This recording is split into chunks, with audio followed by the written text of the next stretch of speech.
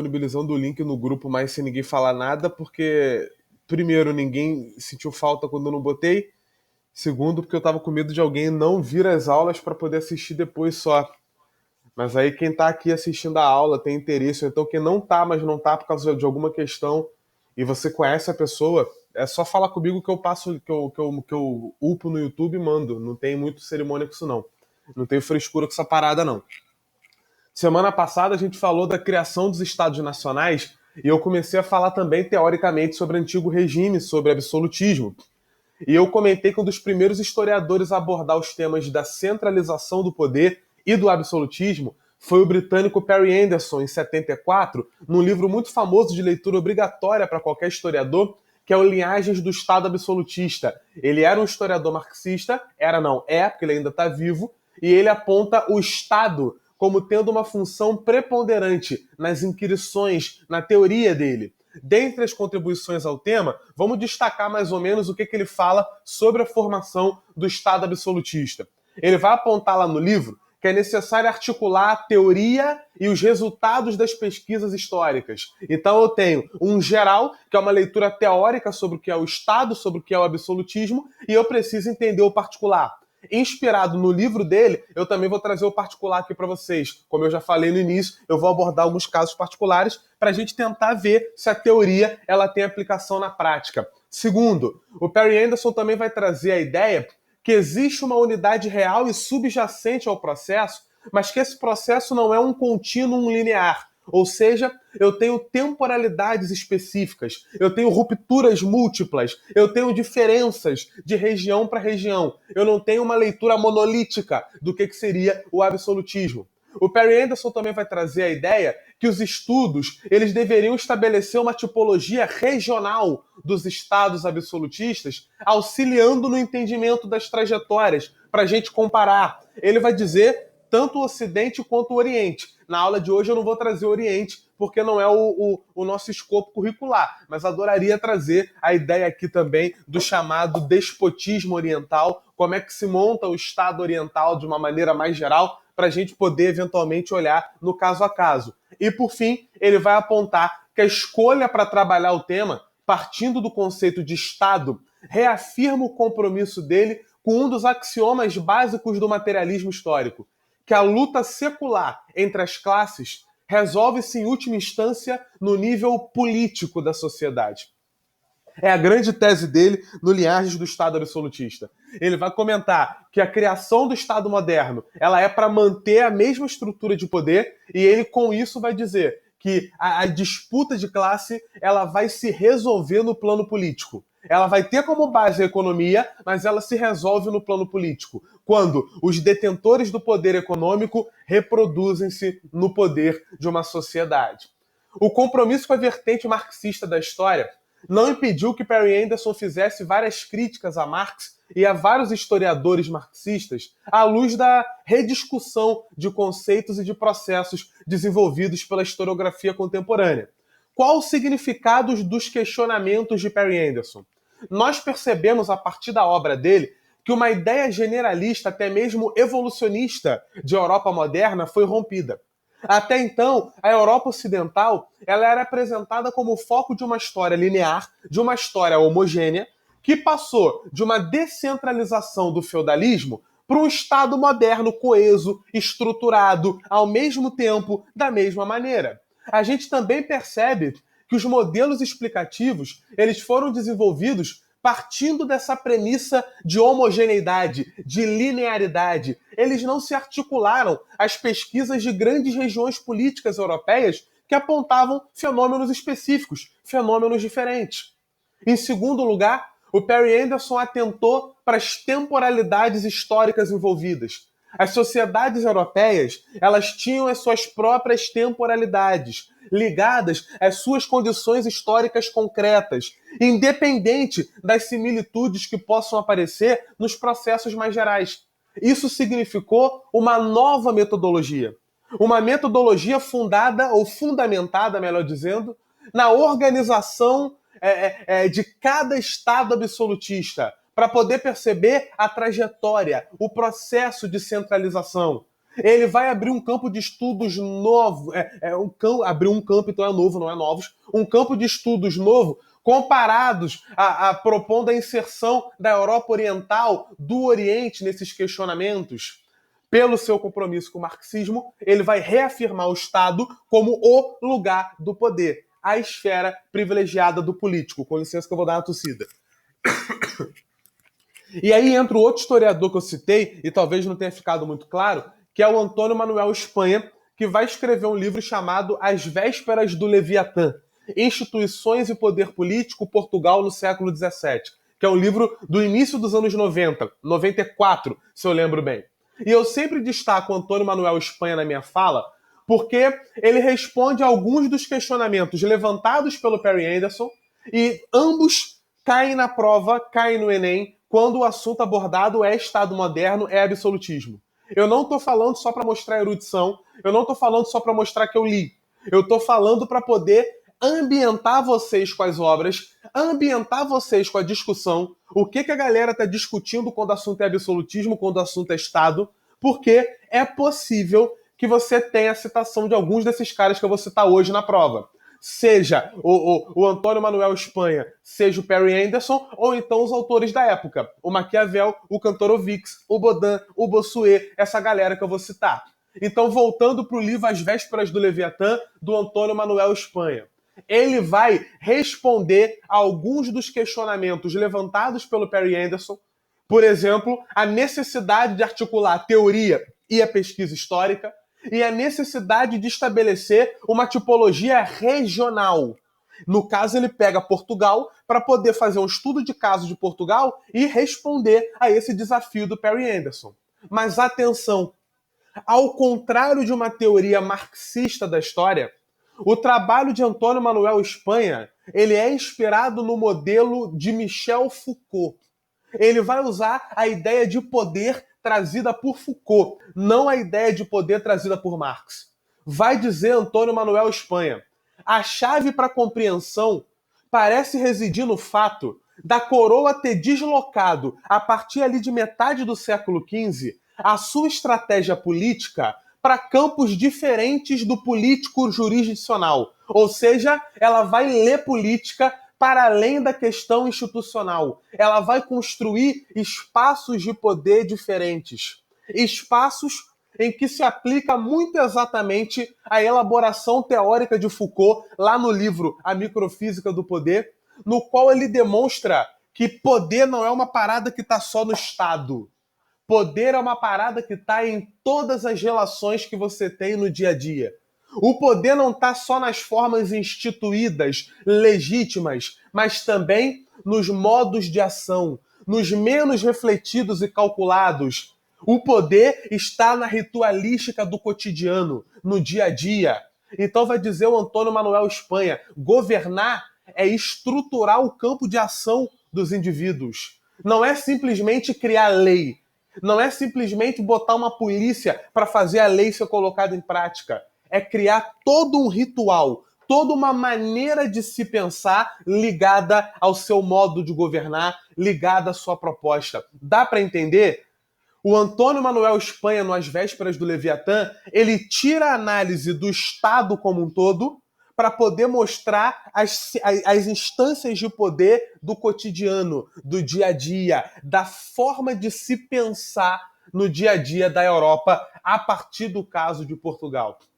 Eu destaco ainda com vocês que o Espanha ele marcou decididamente a historiografia recente sobre o Brasil, porque ele vai demonstrando como foi a centralização de poder e absolutismo em Portugal, tecer alguns comentários e algumas reflexões sobre a maneira como esse poder vai se estabelecer aqui também. Quais são as contribuições do Antônio Manuel Espanha? Eu vou trazer 4 postulados. Primeiro, que a historiografia clássica, até pelo menos meados da década de 50, ela estava comprometida com uma visão triunfalista do Estado liberal. E por isso ela apresentava a centralização do poder e o absolutismo como uma marcha em direção ao Estado liberal. Se você pegar o seu livro didático, você sempre vai ver a formação do Estado e o absolutismo como se eles fossem o mesmo processo. Está errado. O Antônio Manuel Espanha bate nisso imediatamente. Tá errado. Cada processo é um processo diferente. A centralização de poder acontece em épocas distintas. Não é uma linha do tempo que começa aqui no final da Idade Média e termina com o Estado liberal na modernidade. Essa ideia é uma ideia equivocada, o Antônio Manuel Espanha vai falar.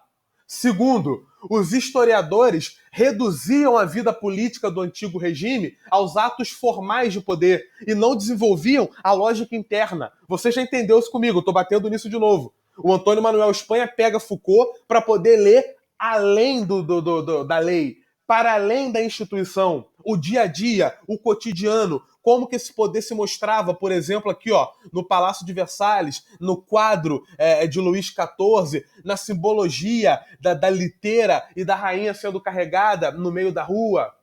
Terceiro, ele vai dizer que era necessário estudar os condicionamentos estruturais do poder político. Como assim? A demografia. Eu tenho um aumento de população ou eu tenho uma diminuição? Qual é a estrutura geográfica? Aquele reino, ele é um reino baseado no comércio ou ele é um reino baseado na terra? Quais são as estruturas financeiras? Quais são as estruturas administrativas? Cada reino é um reino. Por isso eu vou olhar um por um aqui. E por último, ele vai dizer que era preciso analisar e entender a lógica interna do sistema. Isso é, para o mundo moderno, utilizar a teoria corporativa da sociedade para entender a distribuição social do poder político, não como um poder, mas como uma constelação de poderes. Qual o significado desses postulados? Em primeiro lugar, significou demonstrar a grande complexidade que envolve os estudos sobre os processos de centralização do poder, exemplificado no caso dele pelo estudo de Portugal. Segundo, aponta métodos de abordagem da questão, apontando as complicadas relações de força que constroem a sociedade moderna. A principal contribuição de Espanha foi no sentido de que a constituição de um Estado moderno não criou uma instância única, superpoderosa, pairando acima da sociedade, mas uma instituição que se organizava e que era constituída integrando a realidade da sociedade. Os corpos sociais, os seus interesses, os seus direitos, eles não vão ser eliminados. Eles vão formar uma constelação de poderes atuantes que lutavam e que tinham parcelas importantes de poder. O processo de centralização do poder e o absolutismo seriam, então, longos e complexos modos de ação, mais ou menos refletidos e calculados, todos eles destinados a agir sobre as ações dos indivíduos. Governar é estruturar o campo de ação dos outros. A partir desse debate, Perry Anderson e Antônio Manuel Espanha, eu gostaria de apontar para os elementos gerais no processo europeu de centralização do poder. Mais ou menos o que a gente fala quando a gente fala de absolutismo. Minha gente, claro, primeira parada que a gente vai olhar é o elemento demográfico. Ao longo da Idade Moderna, a Europa vai apresentar um significativo crescimento populacional. Esse crescimento ele foi um fator importante para aumentar a produção, para o povoamento, para a colonização de novas áreas rurais, para o crescimento das cidades, enfim. A população ela também é importante porque ela gera uma maior possibilidade de mobilização para a guerra, primeiramente através de mercenários, posteriormente através da formação de exército. Ela é também importante para os vários serviços necessários à administração. Entretanto, esse aumento geral de população a longo prazo não significou nem um crescimento linear e nem uma distribuição espacial uniforme.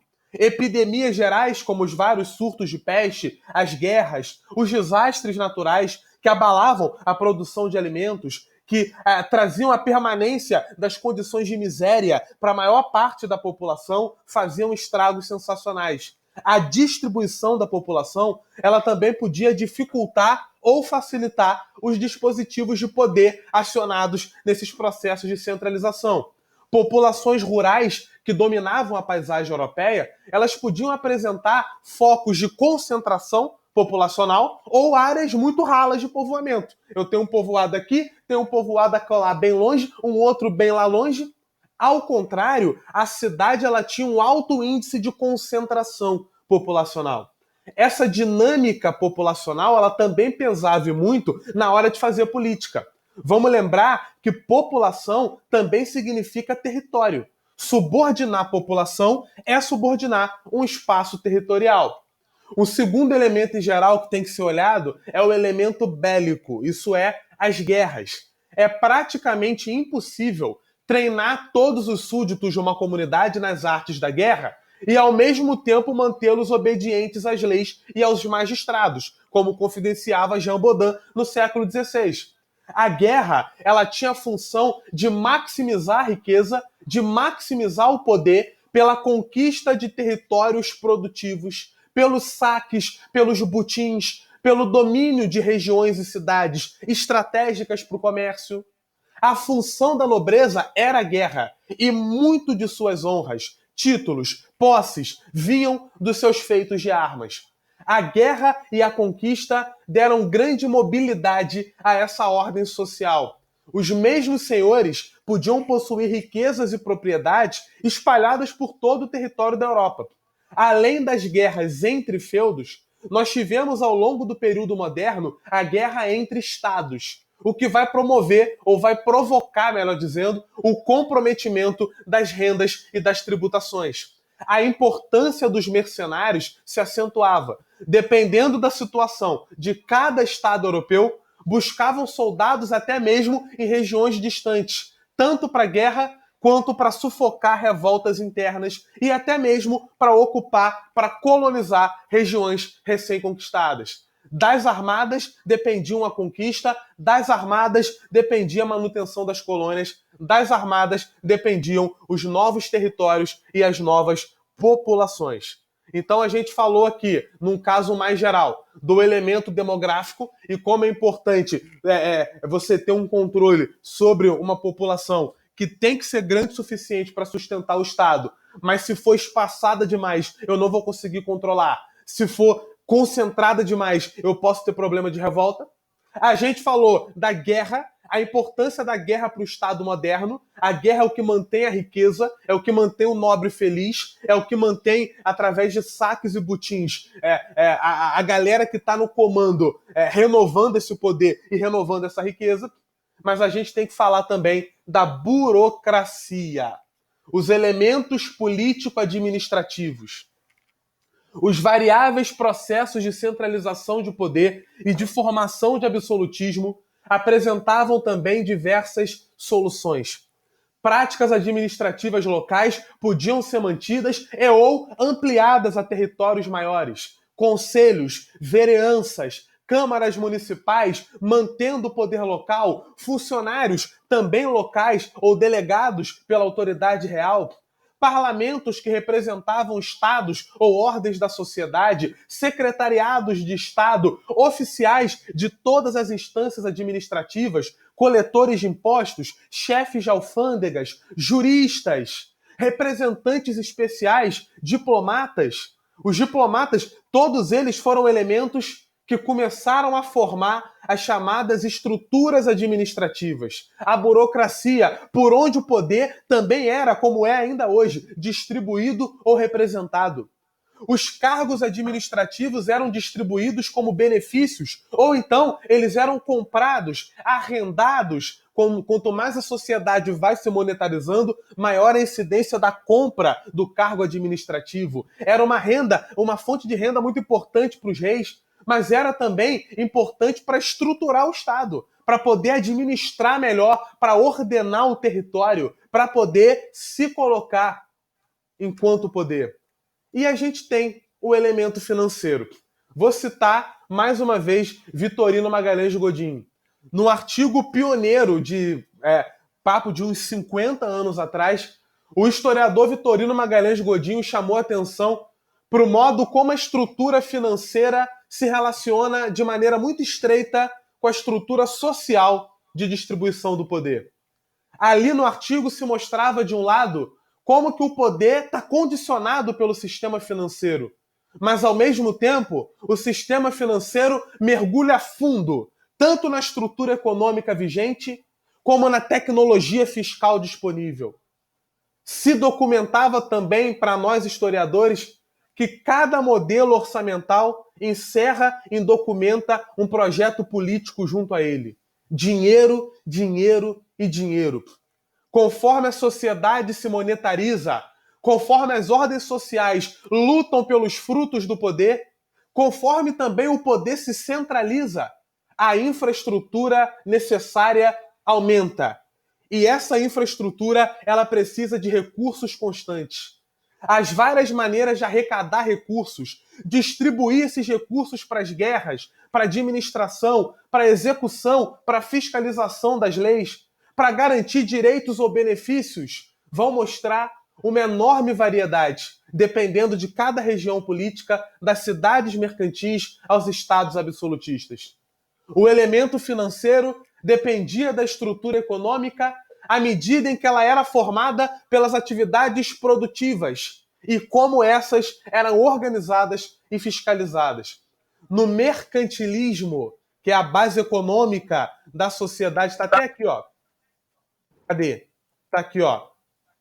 No mercantilismo, que é a base econômica da sociedade absolutista, do Estado moderno, de poder centralizado, a gente vai ter a grande fonte de cabedais como o comércio. De maneira direta, era a burguesia a grande captadora de rendas. As guerras também possibilitavam à nobreza um certo grau direto de captação, como eu falei. Mas ao longo de toda a cadeia social, formas indiretas de captar riqueza começam a se tornar uma prática aceitável.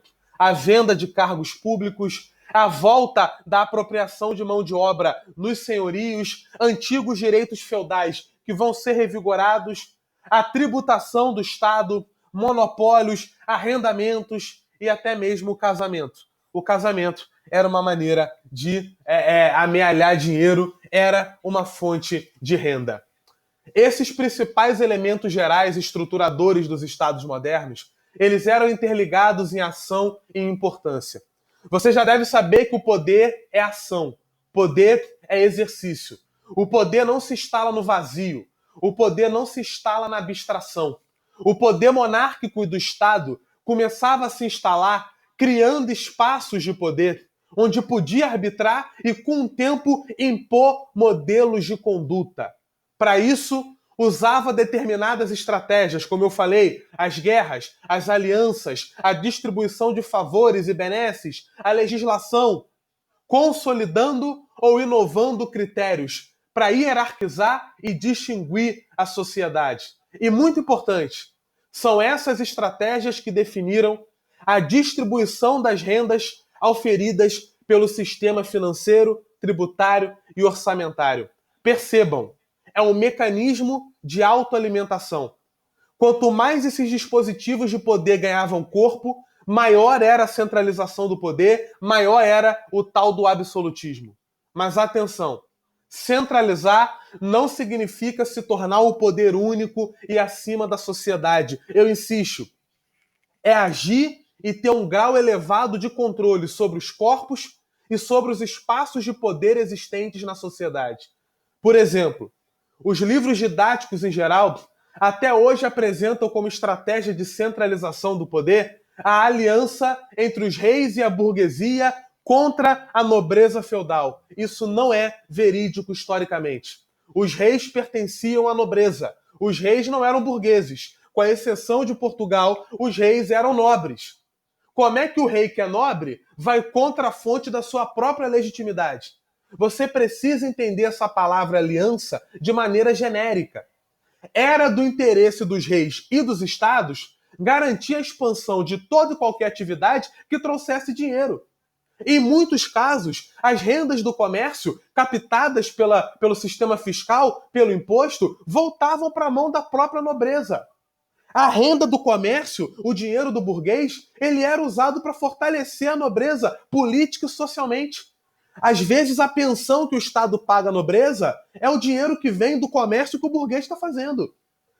O cargo que o nobre está ocupando na sociedade, ele só ocupa e ele é sustentado pelo dinheiro vindo do comércio que o burguês é protagonista. Relembre, gente, o Estado moderno não é um Estado burguês. O Estado moderno é um Estado aristocrático. Perry Anderson mostrou isso lá nos anos 70. Linhagem do Estado absolutista. O burguês, ele quer a centralização do poder e ele vai botar dinheiro nisso.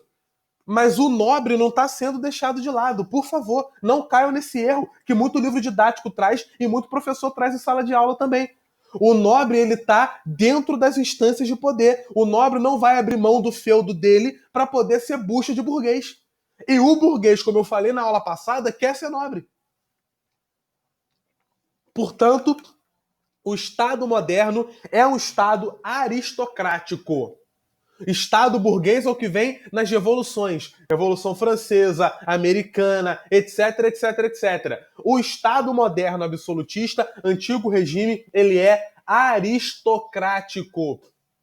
Os processos foram variáveis, com inovações, mas também com a permanência reformulada de práticas antigas de poder, com recuos e avanços. Não foram processos pacíficos e não foram processos instantâneos. Então, tendo dito tudo isso, vamos tentar dar uma mergulhadinha agora na própria ideia da sociedade de corte. Eu estou falando que é uma estrutura nobre, aristocrática, mas eu não estou explicando o que era essa estrutura. Eu estou falando, para usar um termo trazido por Norbert Elias, de sociedade de corte. E aí eu vou eu vou citar diretamente o livro A Sociedade de Corte, do Norbert Elias, que é um livro que um dia eu vou fazer um podcast sobre. Ele é muito importante e ele é uma leitura que eu vou trazer para vocês, muito citada em prova também. Vai dizer Norbert Elias: as cortes dos príncipes incluíam centenas, por vezes milhares de servidores, conselheiros, privados dos reis. Estavam ligados uns aos outros por estranhas obrigações de que se beneficiavam ou de que eram vítimas. Estavam ligados por uma ordem hierárquica mais ou menos rígida e por uma etiqueta minuciosa. Em consequência de que partilha de oportunidades, de que necessidades criadas artificialmente pela configuração da sociedade, de que relações de dependência puderam homens e mulheres se reunir durante tantas gerações sob o signo dessa formação social de corte, da sociedade de corte. Não era, de certo, uma escolha livre que reunia os homens de corte, que cimentava a sua união, que aglutinava, depois dos pais e das mães, os filhos e as filhas, sob o signo da corte. Não foi certamente também a ideia genial de um indivíduo isolado, de um rei, por exemplo, que deu origem a um grupo assim estruturado. Saio da leitura de Norbert Elias para poder eu explicar para vocês. A corte era, ao mesmo tempo, um espaço sociopolítico específico e um símbolo da estrutura sociocultural das sociedades modernas. As cortes foram fenômenos históricos resultantes também do desenvolvimento das cidades e do Renascimento. Nas cidades se estabeleceram a riqueza oriunda do comércio e as instituições representativas dos poderes. As grandes companhias de comércio, os grandes bancos, as poderosas corporações locais, os palácios da nobreza e da alta burguesia. Ao longo do período moderno, os palácios reais e as sedes da sua administração vão se fixar nas cidades e não no campo. Você deve lembrar a aula que a gente falou sobre renascimento comercial e urbano e sobre renascimento cultural. O enriquecimento trazido pelo comércio, as modas, os costumes, as novidades cosméticas e alimentícias vindas do contato com o Oriente, com a África, com as Américas, vão refinar os hábitos do europeu. Esses elementos se tornaram também novos fatores de distinção social. As aristocracias locais, direta ou indiretamente, favorecidas pelo comércio e pelas conquistas, vão construir palácios onde vivem de acordo com os ideais estéticos do Renascimento. Beleza e prazer, saber e riqueza, que vão reforçar a sua posição no topo da hierarquia social. Artesãos altamente especializados em pintura, arquitetura, escultura, marcenaria, ourivesaria e cozinha eram contratados para criar o espaço aristocrático de viver. Gramáticos, geógrafos, editores, tradutores trazem para essas grandes casas o saber antigo e o moderno, como o ideal renascentista do homem completo. Cada senhoria local possuía sua corte. Os Médici e os Sforza na Itália, ou os duques de Borgonha na atual França, para poder citar apenas alguns. Nesses espaços circulavam a vasta parentela local, os aliados políticos, os favoritos, as amantes, em jantares, caçadas, jogos, conversas, representações em peças teatrais. Nos bastidores da corte circulava um verdadeiro batalhão de serviçais, artesãos, guardas pessoais, fornecedores. Nos salões, os aristocratas. Nos gabinetes de negócios, aliados e protegidos do príncipe. Nas salas privadas dos contadores e banqueiros, os contratos com artesãos, o pagamento aos fornecedores, os empréstimos pedidos, os negócios econômicos e políticos que se queriam secretos. As cortes locais se tornaram centros aristocráticos por excelência. Prestígio e honra para o senhor local e para quem as frequentava. Quem não gostaria de frequentar a corte? Com a sua presença, as pessoas reforçavam as relações de parentesco, de fortuna, de alianças com outros poderosos. As cortes se tornaram cada vez mais um espaço de fazer política. Olha aí eu botando na prática a teoria trazida pelo Antônio Manuel Espanha. Olha aí eu botando na prática a ideia de que o poder não é simplesmente o Estado mandando e todo mundo obedecendo. Ele é construído no dia a dia do indivíduo. Ser um cortesão era reafirmar prestígio e nobreza, mas era também ser sujeito e objeto de uma teia de relações de interdependência que era alimentada cotidianamente. Lembre-se de que a lógica da organização hierárquica numa sociedade de ordens, ela era fundamentada em fatores extraeconômicos. Não era riqueza, era a linhagem, era o nome, era o sangue. A riqueza é acessível pela linhagem, mas a linhagem não é acessível pela riqueza. Você não pode comprar sangue nobre. Você pode comprar título de nobreza? Até pode, mas você vai ser visto de maneira diferente em relação àquele que já tem berço, aquele que já tem sangue. A importância era mantida pela honra acumulada, pelo prestígio social, pelas honrarias adquiridas. Com o processo geral de centralização de poder, com a emergência das autoridades reais, as cortes locais foram dando lugar à corte. Isso é, a corte cujo senhor era o rei. Mas muita atenção. Lembre-se de que esse processo tem temporalidade e trajetórias próprias, eu já falei. A França, a Inglaterra, Portugal, Espanha e a própria Suécia não devem ser comparadas com a Itália, com a Polônia, com a Alemanha, onde as cortes locais vão permanecer e correspondiam a uma trajetória política fortemente aristocrática, mas sem o predomínio real, sem o simbólico de uma realeza. Nos chamados estados absolutistas, a lógica interna do sistema propiciou a formação da corte e do surgimento da sociedade cortesã no seu sentido estrito.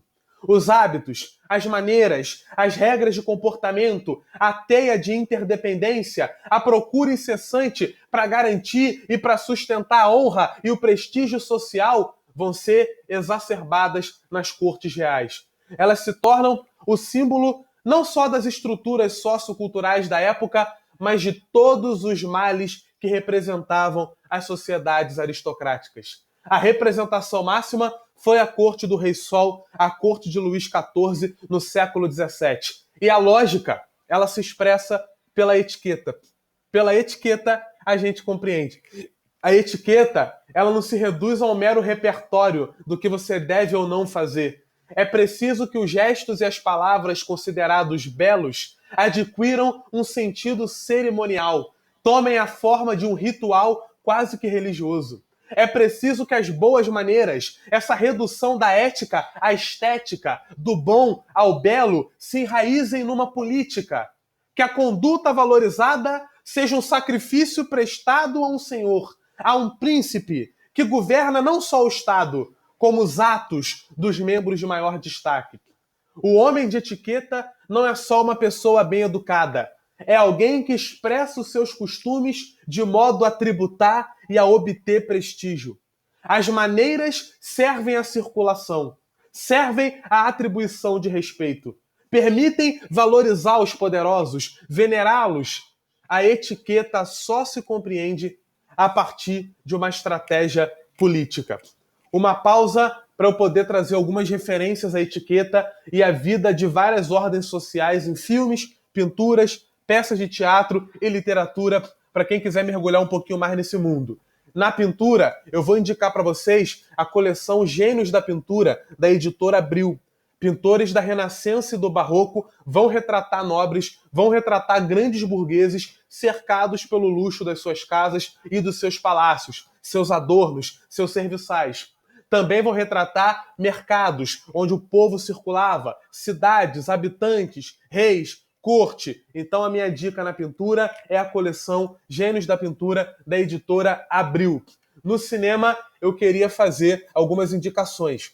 Embora com grandes licenças históricas, eu vou indicar alguns filmes que possibilitam a visualização cenográfica e dos figurinos da época. Eu vou indicar Os Três Mosqueteiros, nas suas várias refilmagens. Eu vou indicar Maria Antonieta, de Sylvia Coppola. Eu vou indicar A Outra, de Justin Chadwick. São filmes que mostram as cortes francesa e inglesa. Maria Antonieta, a corte francesa, A Outra, a corte inglesa. Vou sugerir também o filme A Idade da Inocência, que ele passa no final do século XIX, mas ele permite que você possa observar a etiqueta como um fenômeno distintivo de classe. Vou indicar também, mais uma vez, Casanova e a Revolução, que é um filmaço que fala ali da queda da monarquia, que fala ali do momento de decadência dessa corte, dessa imagem, essa coisa que ficou no passado, mas que a nobreza ainda tentava manter.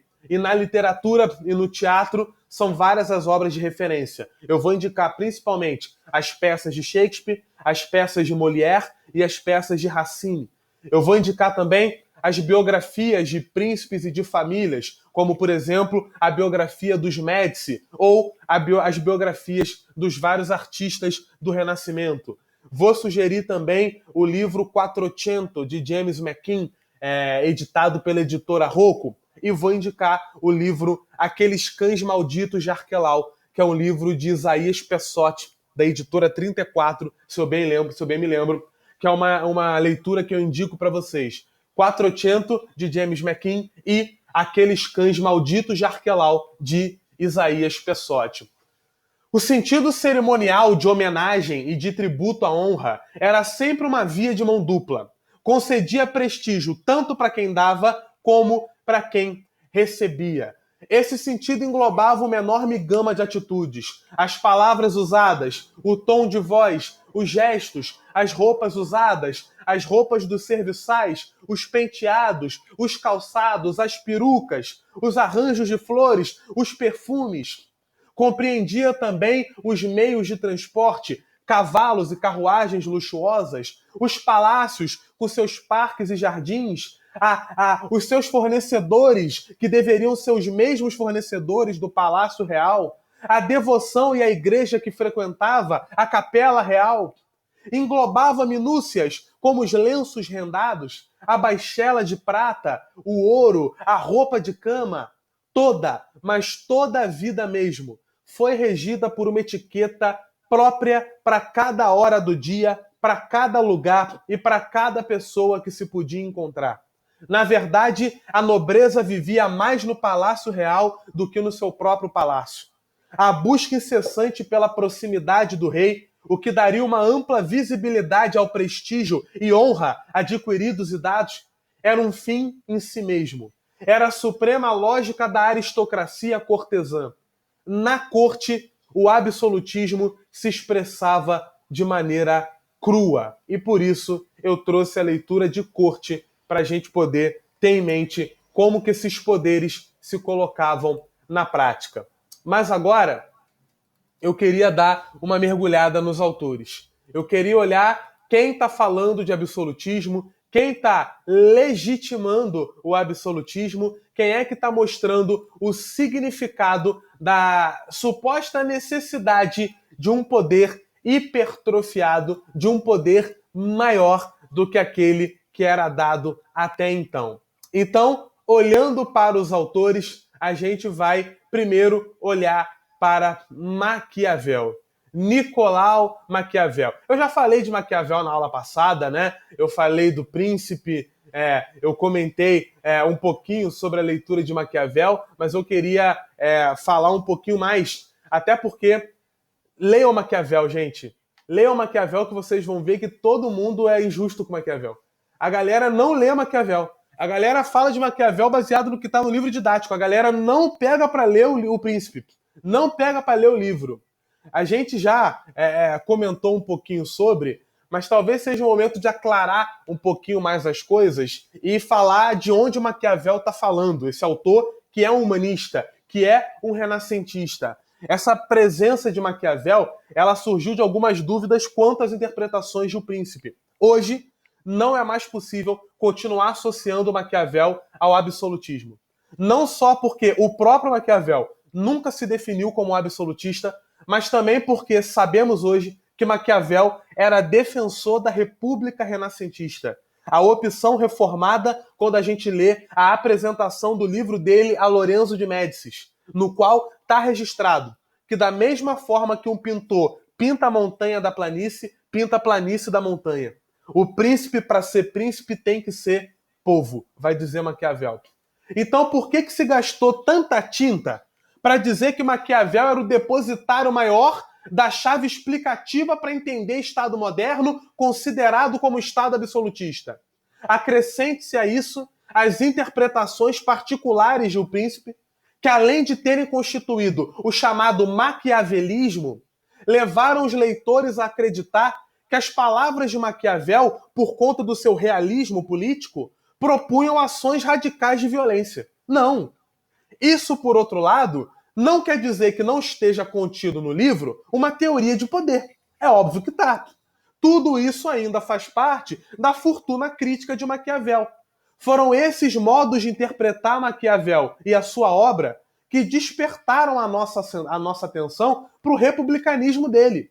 Mais do que isso, veio à cabeça que O Príncipe era um texto difícil de ser entendido pelos príncipes da época. Que tal? E depois, por que levar tanto tempo para chegar à pessoa do príncipe? Essas dúvidas comprometiam as avaliações que vão se tornar paradigmáticas e conduziam ao entendimento dos clássicos dissociado da história das ideias políticas, quando essa só dá conta da vida do autor, não sendo necessário nem mesmo que aqueles que escrevem a história tenham lido a obra de Maquiavel. Isso é uma lástima. Para mim, a obra de Maquiavel suscita dúvidas porque revela exatamente esse momento de crise pelo que passavam os valores do Renascimento, indicadas pela ironia da linguagem, pela ideia de que a história lida com a experiência moderna, que vão dar a essas revelações a chave para a manutenção do poder do homem diante da sua decadência.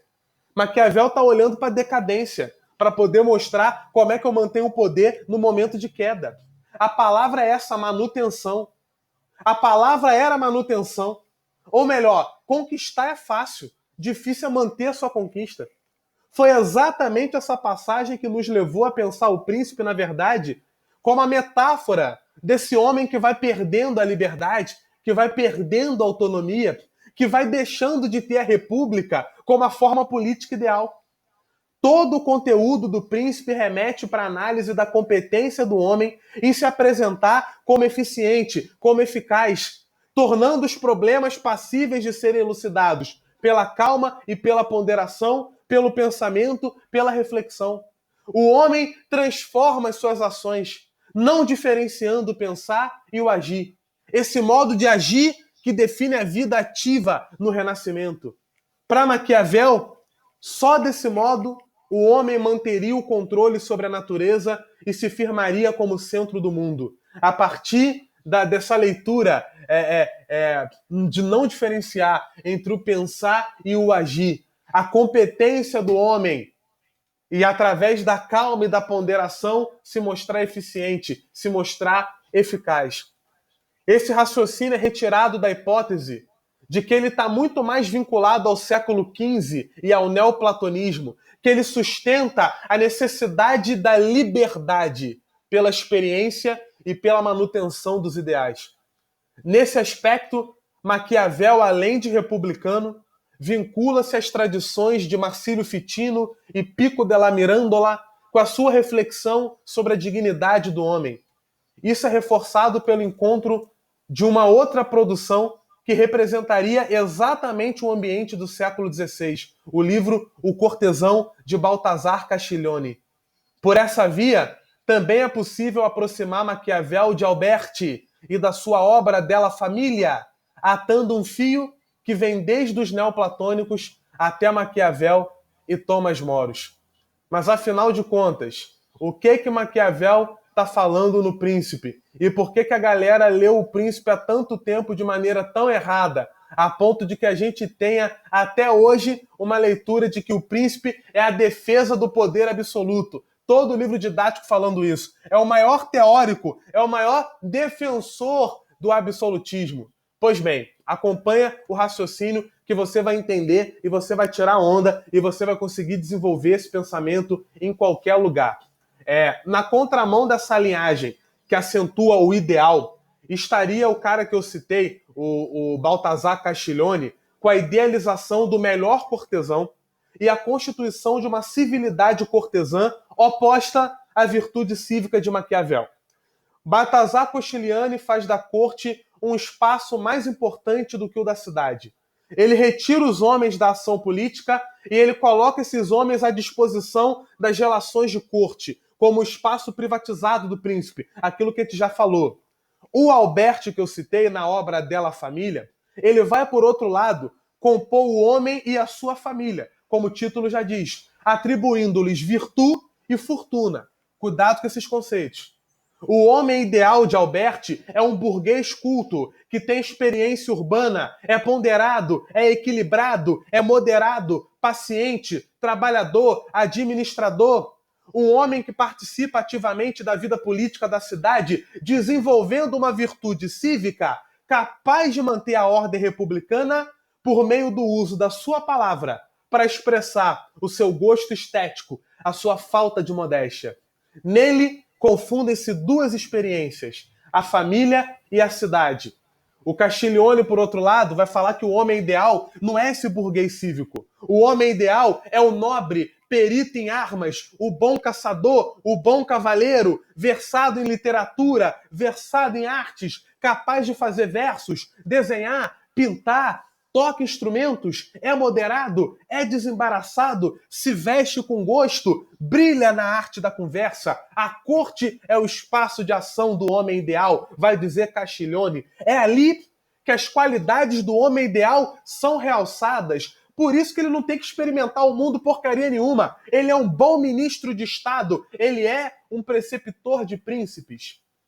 Esses dois retratos que eu estou citando, que você pode estar com cara de bunda falando o que eles têm a ver, pois bem, se a gente comparar esses dois retratos com o Príncipe de Maquiavel, a gente vai perceber como Maquiavel está muito mais próximo do Alberti do que da leitura cortesã do Castiglione. Dificilmente o Príncipe poderia se enquadrar nos espelhos do Príncipe Perfeito, como o de Platina, De Vero Príncipe, ou de Francesco Patrizzi, que escreve De Reino. As diferenças seriam evidentes, não pelo realismo político de Maquiavel, mas pela vontade política do homem moderno.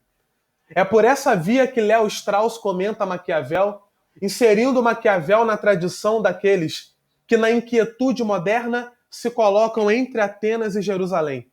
Entretanto, ele acentua que Maquiavel inaugura a reflexão política sobre a política. Maquiavel é o primeiro a falar de política sem olhar para a religião. É o primeiro a falar de política pela política, justificando a política pelo elemento político. Nesse sentido, Léo Strauss aproxima Maquiavel do século XV como um restaurador do antigo, daquilo que havia sido esquecido. Um outro aspecto ressaltado pelo Léo Strauss que interessa para mim e eu trago para vocês é a atenção que ele dá à crítica de Maquiavel aos reinos imaginários que afirmam as virtudes ideais como aquelas que existem na realidade. Ele vai falar, isso aí é tudo desejo, isso é tudo vontade. Perceba a ideia de que o mundo da política depende da vontade do homem. É na ideia de fortuna que se verifica a convergência entre o ideal e o real.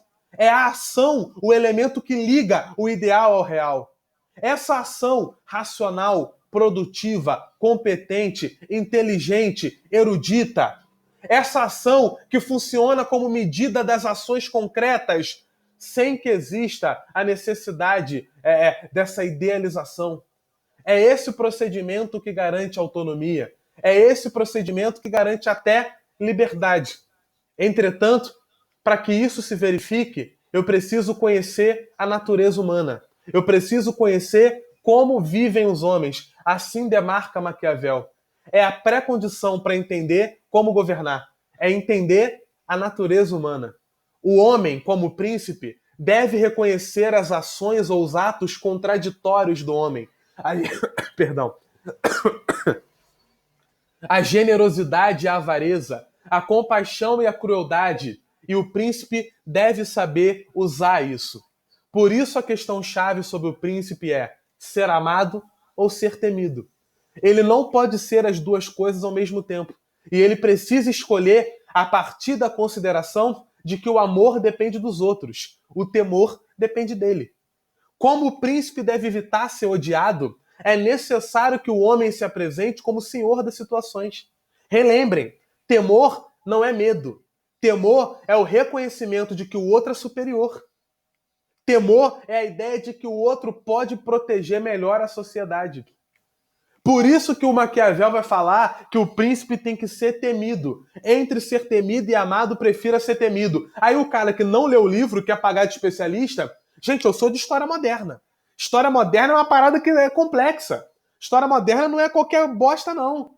Aí o cara que não leu o livro vai lá e fala, não, é como diz, alunos, Maquiavel, no livro Príncipe, o príncipe tem que ser temido. Entre ser amado e temido, prefira ser temido, para poder justificar o absolutismo. Não, caro retardado, vai ler o livro inteiro.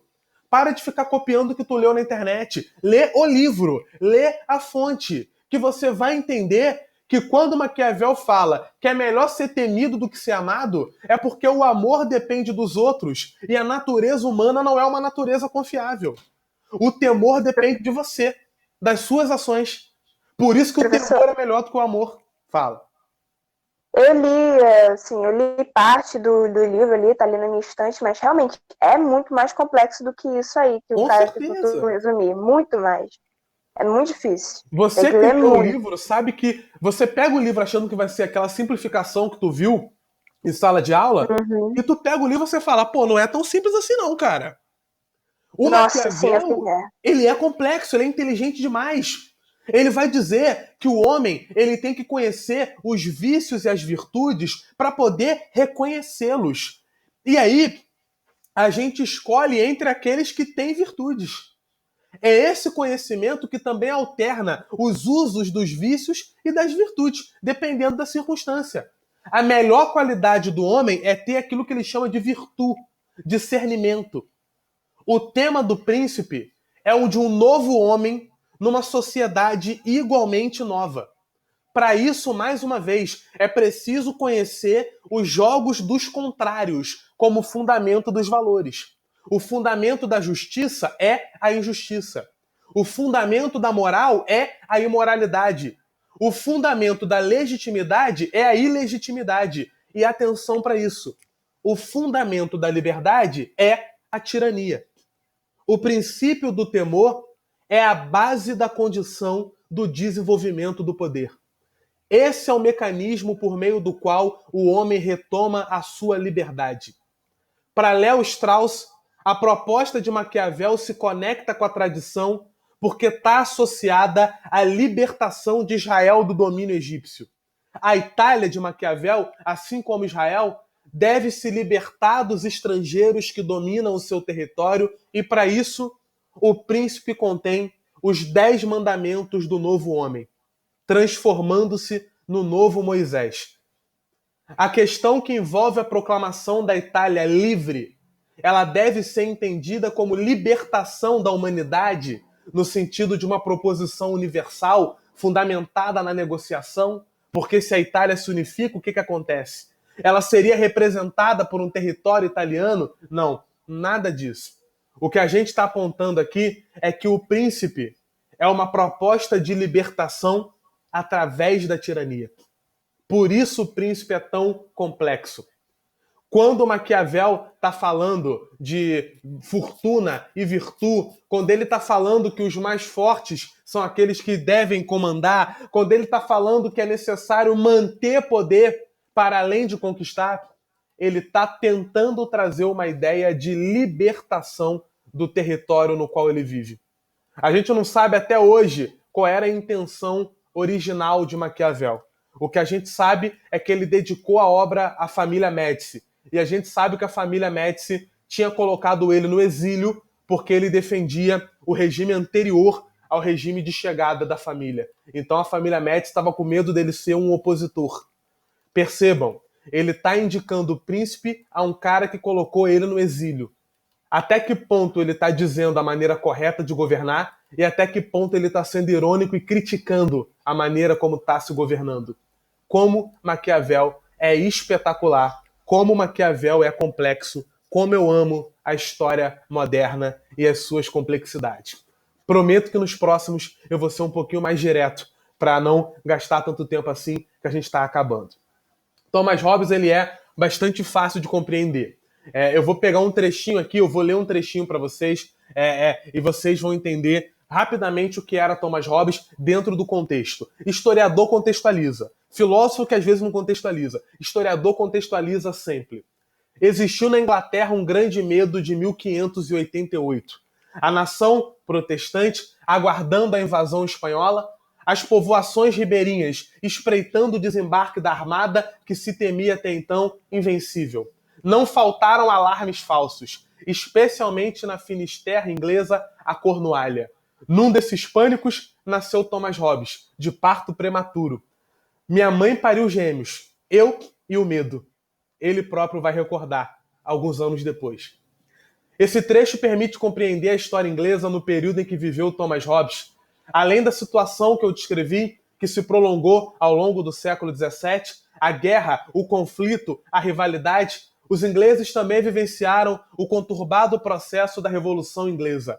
É nesse contexto que o autor inglês produziu a sua obra mais importante, Leviatã, em que ele argumenta a respeito da necessidade de se estabelecer um poder forte para que a ordem e a paz sejam garantidas. A teoria dele se baseia na noção de contrato, noção que posteriormente também seria utilizada por John Locke e por Jean-Jacques Rousseau. De acordo com a concepção de Hobbes, ao firmarem um contrato, os homens aceitam sair de um estado pré-social em que vivem isoladamente, o chamado estado de natureza. Se para John Locke essa teoria foi utilizada para justificar o Estado liberal e para Rousseau ela foi usada como justificativa para uma organização democrática, para Thomas Hobbes a teoria do contrato social serviu para justificar um poder forte, um poder centralizado. De acordo com Thomas Hobbes, no estado de natureza, que não é situado em nenhum momento histórico específico, existiria conflito constante. Nesse estágio, quando não há nenhum poder superior controlando os indivíduos, a busca pela satisfação dos desejos leva os indivíduos a estarem em luta o tempo inteiro um contra o outro. A vida é insegura, reina o medo entre os homens, principalmente o medo da morte violenta. Ele descreve da seguinte maneira: portanto, tudo aquilo que é válido para um tempo de guerra, em que todo homem é inimigo de todo homem, o mesmo é válido também para o tempo durante o qual os homens vivem sem outra segurança senão a que lhes pode ser oferecida pela sua própria força, pela sua própria invenção. Numa tal situação, não há lugar para a indústria, porque o seu fruto é incerto. Consequentemente, não há cultivo da terra, não há navegação, não há uso das mercadorias que podem ser importadas pelo mar, não há construções confortáveis, não há instrumentos para mover e remover as coisas que precisam de grande força, não há conhecimento da face da terra, nem cômputo do tempo, nem artes, nem letras, não há sociedade. E o que é pior de tudo, um constante temor e perigo de morte violenta. E a vida do homem é solitária, pobre, sórdida, embrutecida e curta. Leiam Leviatã também, que é uma leitura muito prazerosa. O que se observa no estado de natureza é a guerra de todos contra todos e a possibilidade de aniquilamento mútuo. Para Hobbes, nesse caso, o homem seria o lobo do homem. Uma frase que para mim nunca fez sentido, tadinho do lobo. Para sair dessa situação, para evitar uma morte violenta, os homens devem fazer um pacto. O contrato social através do qual aceitem perder parte do seu poder e da sua liberdade, dos quais desfrutam no estado de natureza, para uma entidade maior. Dessa forma, o Estado e o soberano surgem como essa força constituída para garantir a ordem e para impedir a destruição. O Leviatã, monstro de origem bíblica, simboliza essa forma de organização. Para Hobbes, apenas o Estado forte e o poder centralizado poderiam garantir a vida em sociedade. Ao abrir mão de parte da liberdade, transferindo-a a um poder maior, os homens afastavam o medo e a possibilidade de morte violenta. Então, Hobbes compreendido, a gente vai para a galera do direito divino dos reis. As teorias do direito divino dos reis, que vão ter a sua origem na época medieval, elas atingiram o seu apogeu no século XVII nos países católicos da Europa. Para esses teóricos, a necessidade de concentração do poder dos reis era explicada a partir da religião. A soberania dos reis não podia ser contestada, porque ela teria sido concedida diretamente por Deus. O rei era considerado um representante de Deus na terra, e por causa disso, se opor ao poder de rei seria não só um crime, mas um pecado. Desse modo, os caminhos necessários à edificação do absolutismo real são delimitados de forma a serem pouco questionados, já que uma autoridade ainda maior, isso é, Deus, atestava a legitimidade real num contexto histórico no qual a esfera religiosa ainda tinha importância no cotidiano do europeu. A crença na divindade dos monarcas, ela permanecia junto à cultura do homem moderno.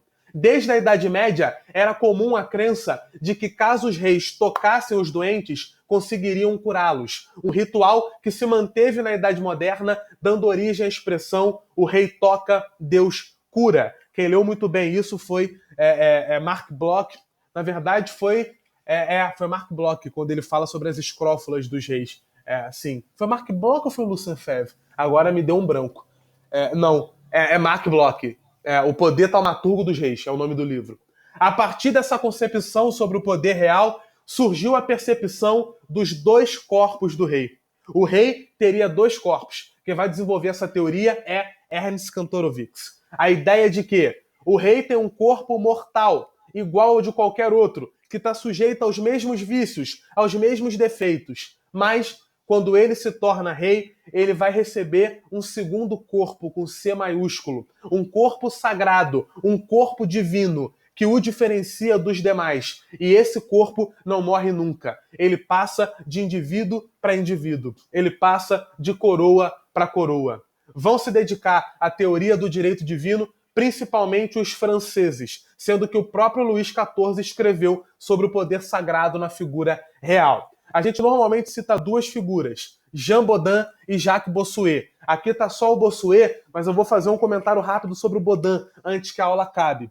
O Jean Bodin tem um livro chamado 6 Livros sobre a República, no qual ele defende a necessidade da concentração de todo o poder nas mãos do rei. Poder esse que não poderia ser contestado. Bodin negava a necessidade de existência do poder legislativo e ele defendia a total submissão dos súditos. As suas teorias ganharam muita força durante o período em que a França passava por vários conflitos intensos graças às questões religiosas. A monarquia, que era vista como a melhor forma de garantir a ordem pública, e a soberania dos reis, não estando sujeita às leis, poderia criar, revogar e modificar, olha aí, a legislação. E para a gente acabar a aula, Jacques Bossuet. Jacques Bossuet era bispo. O bispo Jacques Bossuet educou o filho de Luís XIV. No livro dele, As Políticas Extraídas das Sagradas Escrituras, ele pretendia ensinar ao Delfim, futuro rei da França, os princípios do absolutismo. Para o autor, a monarquia seria a melhor forma de organização política porque ela garante a estabilidade pela tradição. A origem do Estado advém de um decreto divino, da mesma forma que o poder do monarca. Os súditos devem se submeter aos governantes, que por sua vez devem atuar com poder incontestável. O único capaz de retirar o poder dos reis seria Deus, porque foi quem o concedeu. Para finalizar, eu cito diretamente Bossuet, porque eu estou com o livro aberto aqui no computador. Todo o poder vem de Deus. Os governantes, pois, agem como ministros de Deus e os seus representantes na terra. Consequentemente, o trono real não é o trono de um homem, mas o trono do próprio Deus. Os reis são deuses e participam de alguma maneira da independência divina. O rei vê de mais longe e de mais alto. Precisamos acreditar que ele vê melhor. E assim, a gente estudou a teoria, a base, a política, os estudos